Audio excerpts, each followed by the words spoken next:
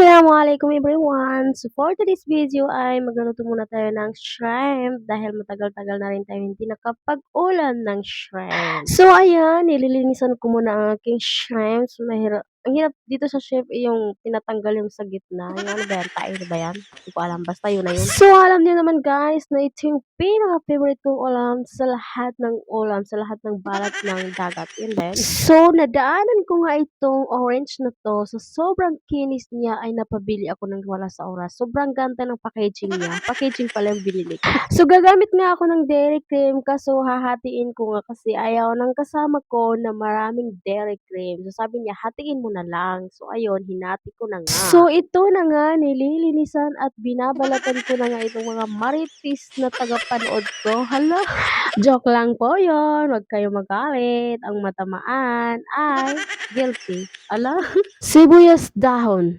Dahon na sibuyas. Ayan ba yun? Paano ba sabihin? So ito yung pinaka-favorite ko na lamas at saka yung sibuyas na Bombay.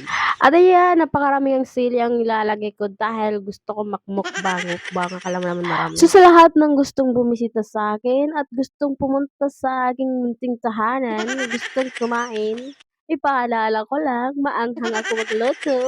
Nag-YouTube, tayo niyo din mga marites. Kami akal bulbudbuan na ni tinda, kaya may kosmikos mo lang, nakare-kare-kare-kara nga sa ginakara. Ay ko din. Yan lang.